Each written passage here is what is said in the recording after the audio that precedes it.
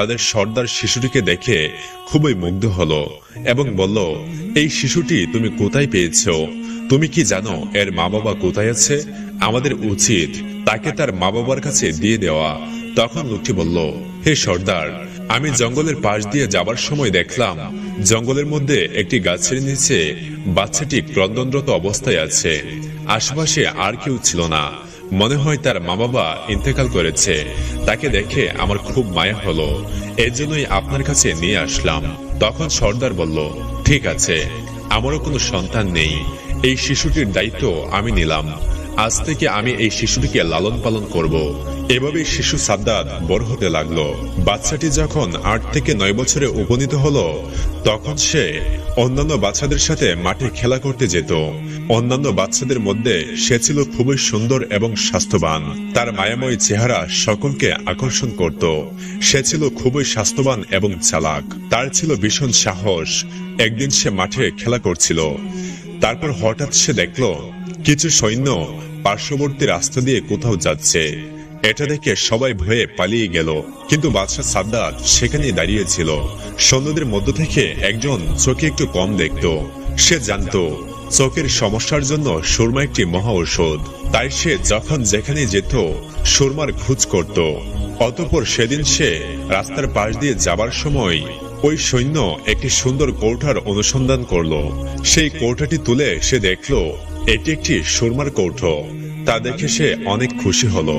ওই সৈন্য যখন কৌটো খুলে তার চোখে সুরমা লাগাতে যাবে, এমন সময় আরেকজন সৈন্য বলল, আপনি এই সুরমা চোখে লাগানোর আগে তা পরীক্ষা করুন। এই সুরমার মধ্যে ক্ষতিকর কিছু তো থাকতে পারে। তখন সে বলল, কিভাবে পরীক্ষা করব? এবার অন্য একজন সৈন্য বলল, ওই দেখুন, ওই যে বাচ্চাটি দাঁড়িয়ে রয়েছে, ওকে দিয়ে পরীক্ষা করুন। তখন সে সাদ্দাতকে কাছে রেখে বলল, তুমি এখানে দাঁড়িয়ে আছো কেন? বাদশা সাদ্দাত তাদের কাছে আসলো এবং তাদেরকে উদ্দেশ্য করে বলল, আমাকে আপনারা ডেকেছেন কেন? তখন সৈন্যরা বলল, এই সুরমাটি তুমি চোখে লাগাও তো। বাচ্চাটি ভয় না করে সুরমা চোখে দিল, আর ওই সুরমা চোখে দেওয়া মাত্রই তার অন্তর্চক্ষু খুলে গেল।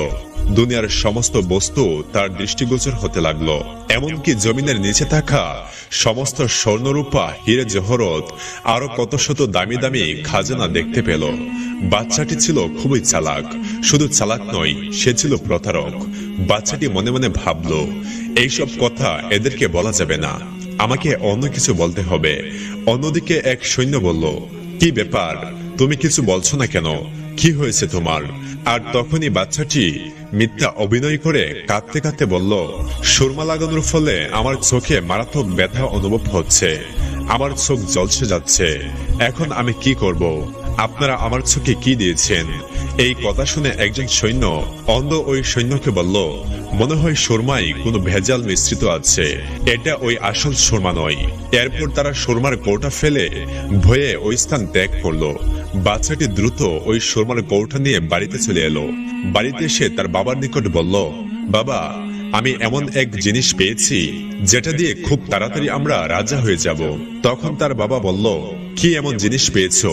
তখন বাচ্চাটি বলল, বাবা, আমি এমন এক সুরমা পেয়েছি যেটা চোখে লাগালে জমিনের নিচের সমস্ত স্বর্ণরূপা, হীরে জহরত, মণিমুক্তা সবকিছুই দেখতে পাই। তখন বাবা বলল, বড় আনন্দের কথা শোনালে বাবা, তোমার কোনো ভয় নেই, আমার অনেক লোকজন আছে, আরো আছে অসংখ্য ঘোড়া ও গাদা। তুমি যখনই স্বর্ণরূপা খাজানা দেখতে পাবে তখনই আমাদেরকে বলবে, আমরা তা উঠিয়ে নেব। এভাবে 10 বছর পর বাচ্চাটি যখন পূর্ণ যুবকে পরিণত হলো, তখন হঠাৎ একদিন সর্দার মৃত্যুবরণ করলো। সর্দারের মৃত্যুর কিছুদিন পর একজন বলল, এখন আমাদের সর্দার কে হবে? অপরদিকে থাকা অন্য একজন ব্যক্তি বলল, যেহেতু আমাদের সর্দার তাকে লালন পালন করে বড় করে তুলেছে, তাই এই যুবককে সর্দার করা হোক। সবার অনুমতিতে ওই যুবককে সর্দার করা হলো। কিছুদিন পর যুবক সাদ্দাত অনেক অহংকারী হয়ে গেল, কারণ তার কাছে প্রচুর সম্পদ ছিল। সে কারো পরোয়া করত না, এমনকি সে দেশের বাদশাকেও পরোয়া করত না। এভাবে কয়েক বছর পর তার প্রশিক্ষণপ্রাপ্ত সৈন্য দ্বারা দেশের বাদশাকে পরাজিত করে সে নিজেই বাদশাহের সিংহাসনে আরোহণ করলো। এক রাষ্ট্রীয় ক্ষমতা সে নিজের হাতে তুলে নিল। এক সময়ের অসহায় বাদশা আজ দেশের রাষ্ট্রপ্রধান। বিষয়টিকে ভাবা যায়। এক পর্যায়ে বাদশাহ সাদ্দাত অহংকারের বশে নিজেকে খোদা বলে দাবি করতে লাগলো। আর সেই জামানার নবী ছিলেন হযরত হুদ আলাইহিস সালাম। একদা হযরত হুদ আলাইহিস সালাম বাদশাহ সাদ্দাতের দরবারে এসে হাজির হলেন। হযরত হুদ আলাইহিস সালাম বাদশাহ সাদ্দাতকে বললেন, হে বাদশাহ সাদ্দাত, তুমি নাকি তোমার প্রজাদেরকে বলেছো তোমাকে পূজা করার জন্য? তুমি নাকি খোদাই দাবি করছো? তোমাকে এত সাহস কে দিয়েছে? এখনো সময় আছে, এক আল্লাহর প্রতি ঈমান আনো। হযরত হুদ আলাইহিস সালামের সাহস দেখে রাজদরবারের সবাই তো অবাক। যার ভয়ে দেশের সমস্ত মানুষ, উজির নাজির মন্ত্রী, এমনকি নিজের বেগমও কথা বলতে পারে না, সেখানে একজন দরবেশ কিনা তাকে উপদেশ দিচ্ছে। কে এই ব্যক্তি তারা কেউ বুঝতে পারছে না। পাশে থাকা তার মন্ত্রী বলল, হুজুর, কে এই ব্যক্তি যে আপনার উপর কথা বলে? তার তো দেখছি সাহস কম নয়। তখন বাদশাহ সাদ্দাত প্রচন্ড রেগে গেল এবং সে উচ্চ সুরে গর্জন করে বলে উঠল, আমি তোমার আল্লাহকে কেন মানতে যাব? আমি নিজেই তো খোদা। তখন হযরত হুদ আলাইহিস সালাম বললেন, আল্লাহ পরম করুণাময়, তিনি আপনাকে দুনিয়ায় সুখে রাখবেন এবং মৃত্যুর পর আপনাকে বেহেশতে থাকতে দেবেন। এই কথা শুনে বাদশাহ সাদ্দাত বলল, তোমার আল্লাহ কি আমার চেয়েও সুখী? হযরত হুদ আলাইহিস সালাম বললেন, নিশ্চয়ই আল্লাহ তাআলা নেক বান্দাদের জন্য বেহেশত তৈরি করেছেন। দুনিয়া ছেড়ে চলে যাওয়ার পর পরকালে বেহেশত রয়েছে। বেহেশতে রয়েছে অতুলনীয় শোভা, অফুরন্ত সুখ। সেখানে কোনো কিছুর অভাব নেই।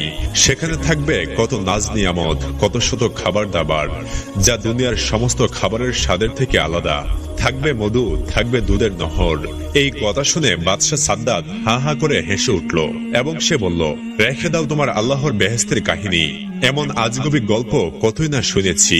হযরত হুদ আলাইহিস সালাম বললেন, হে বাদশাহ সাদ্দাত, এগুলো কোনো মিথ্যা গল্প নয়, এগুলো সত্যি। আল্লাহ তাআলার এমন অপরূপ বেহেশত তুমি কি পছন্দ করনি? তখন সাদ্দাত অহংকার করে বলে উঠল, আমি তোমার আল্লাহর কাছে মাথা নত করব কেন? আমি কি তোমার আল্লাহর মতো বেহেশত তৈরি করতে পারি না? আমার তো কোনো কিছুর অভাব নেই। তখন হযরত হুদ আলাইহিস সালাম বললেন, হে সাদ্দাত, তোমার মাথা খারাপ হয়ে গেছে, না হলে এমন কথা বলতে না। আল্লাহ যা করতে পারে তা পৃথিবীর কোনো মানুষ কখনোই করতে পারবে না। বাদশাহ সাদ্দাত তখন অহংকার করে হেসে বলল, মূর্খরা এমন কথা বলে, আমি নিশ্চয়ই পারবো। আমার অর্থ সম্পদ, কর্মচারী, কোনো কিছুর অভাব নেই। আমি তোমার আল্লাহর মতো একটি বেহেশত বানিয়ে দেখিয়ে দিব। সাদ্দাতের কথা শুনে হযরত হুদ আলাইহিস সালাম প্রচন্ড রেগে গিয়ে বললেন, হে মূর্খ বাদশা, এত বড় স্পর্ধা তোমার! এত অহংকার কিছুতেই আল্লাহ তাআলা সহ্য করবে না। বাদশা তখন প্রচন্ড রেগে গিয়ে হযরত হুদ আলাইহিস সালামকে সেখান থেকে তাড়িয়ে দিল। কিছুদিন পর বাদশা সাদ্দাত তার সমস্ত উজির নাজির, মন্ত্রী এবং কর্মচারীদেরকে ডেকে বলল, আমি দুনিয়াতে বেহেশত তৈরি করার সংকল্প করেছি, সুতরাং তোমরা উপযুক্ত জায়গার সন্ধান করো। বাদশাহ সাদ্দাতের কথা অনুযায়ী জমির ব্যবস্থা করা হলো। সাথে সাথে বাদশাহ সাদ্দাত ঘোষণা করলো, এই দেশে কারো ঘরে কেউ স্বর্ণরূপা রাখতে পারবে না, সবাইকে তার রাজদরবারে জমা দিতে হবে। হুকুম অনুযায়ী পরের দিন থেকে সাদ্দাতের সৈন্যবাহিনী দেশের বিভিন্ন প্রান্তে প্রতিটি বাড়িতে অনুসন্ধান করতে লাগলো। যার বাড়িতে সোনারূপা পাওয়া যেত সেটিকে তারা নিয়ে চলে আসতো। আর এভাবে বাদশাহ সাদ্দাতের সৈন্যবাহিনী সাধারণ মানুষের উপর অত্যাচার করত। আস্তে আস্তে বাদশার অন্যায় অত্যাচার বেড়ে গেল।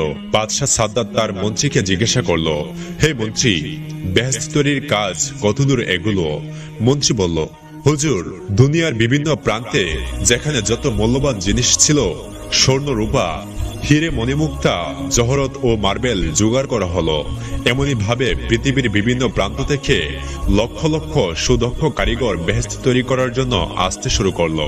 বাদশাহ সাদ্দাত তাদেরকে বলল, তোমরা বেহেশতের মধ্যে এমন অসংখ্য বালাখানা তৈরি করবে যার একটি ইট হবে স্বর্ণের, অন্য আরেকটি ইট হবে রূপোর। মনে রাখবে, তোমরা যেদিন এই কাজ সফল করে আমাকে সংবাদ দেবে, সেদিন আমি আমার চিরকাঙ্ক্ষিত বেহেশতে বসবাস করার জন্য যাব। দিনরাত পরিশ্রম করে 300 বছর ধরে বেহেশত তৈরি করা হলো। অনেক ঐতিহাসিকদের মতে সেটি বিচিত্র কারুকার্য ও অপূর্ব সুন্দর হয়েছিল। যেদিকে নজর দেওয়া যায় সেদিকেই অপরূপ। চারিদিকে কারিগরদের অপূর্ব কারুকার্য, রংমহলের চারিদিকে হাজার হাজার জারু লন্ডন জ্বলছে, কিন্তু সেখানে কোনো আলোর দরকার হয় না। অন্ধকার রাতে সেই ঘরগুলো চাঁদের আলোর মতো উজ্জ্বল। মণিমুক্তা খচিত ঘরের মেঝে সজ্জিত রয়েছে, মেঝের উপরে রয়েছে নানা রকমের সুন্দর সুন্দর ফুলদানি। ঘরের চারদিক থেকে আতর, গোলাপ, মেশকের খুশবু বের হচ্ছে। মহলের চারিপাশে বাগান, ওই বাগানে রয়েছে সোনারূপার গাছ, তার পাতা ও ফল নানা রকমের কারুকার্যময় পাথর দিয়ে তৈরি। ভ্রমর ও মৌমাছিগুলো এমন সুন্দরভাবে নির্মিত যে দেখলে মনে হবে তারা সত্যি সত্যি ফুলের উপর বসে মধুপান করছে। সেসব ফুল থেকেও খুশবু বের হচ্ছে। আর ওইসব গাছের নিচ দিয়ে কুলকুল করে বয়ে চলেছে গোলাপ পানির নহর। তার পানি এত স্বচ্ছ যে মনে হচ্ছে যেন মুক্তার ধারা বয়ে চলেছে। ধারে ধারে হিরে মণিমুক্তার ঘাট। এখানে তৈরি আছে শত শত সুন্দর রমণী। তারপরে রয়েছে আনন্দের জন্য নাচঘর। সেখানে সারা পৃথিবী থেকে বেছে বেছে সুন্দরী রমণীদেরকে আনা হলো। আনন্দের জন্য কচি কচি ফুটফুটে সুন্দর কিশোরীদেরকে আনা হলো।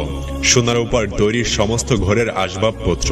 সবশেষে বহু পরিশ্রমের ফলে বেহেশত নির্মাণের কাজ সম্পূর্ণ হলো। অবশেষে বাদশার মন্ত্রী একদিন বাদশার কাছে গিয়ে বলল, হুজুর, বেহেশত নির্মাণের কাজ শেষ হয়েছে। বাদশা সাদ্দাত খুব আনন্দের সাথে বলল, বেহেশত কেমন নির্মাণ হলো? মন্ত্রী বলল, হুজুর, যেদিকে চোখ পড়বে চোখ জুড়িয়ে যাবে। পৃথিবীর এমন কোনো জিনিস নাই যা সেখানে আমরা তৈরি করিনি। বলুন আপনি কবে সেখানে প্রবেশ করবেন? বাদশা সাদ্দাত বলল, ঠিক আছে, কিছুদিন পরেই আমি সেখানে প্রবেশ করব। তুমি একটি আয়োজনের ব্যবস্থা করো। বাদশার শাহী পোশাকে সজ্জিত হয়ে তার মন্ত্রী, উজির নাজির, কর্মচারী সমস্ত লোকজনকে নিয়ে বেহেশতে প্রবেশের জন্য এগিয়ে চলল। কিছু দূর যাওয়ার পর দূর থেকে নজর পড়ল বেহেশতের একটি অংশ। সে অংশ এত চমকপ্রদ যে চোখ জ্বলছে যেতে লাগলো। আনন্দে সাদ্দাদের মুখ থেকে কথা বের হলো না। মনে মনে ভাবলো, এই তো আমার বেহেশত, ওখানেই তো আমি ক্ষুধা হয়ে বসে থাকবো।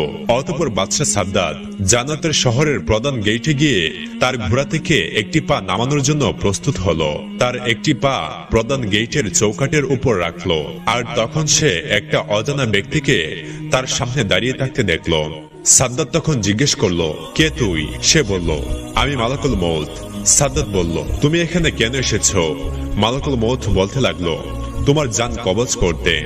তখন সাদ্দাত বলল, আমাকে এতটুকু সময় দেওয়া হোক যাতে করে আমি নিজের চোখে আমার কাঙ্ক্ষিত জান্নাতকে দেখতে পারি। তখন জবাব আসলো, আমাকে এমন আদেশ দেয়া হয়নি।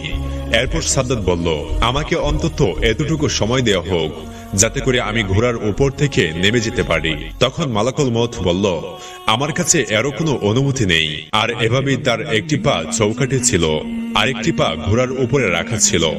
এমত অবস্থায় মালাকুল মউত তার জান কবজ করে নিল।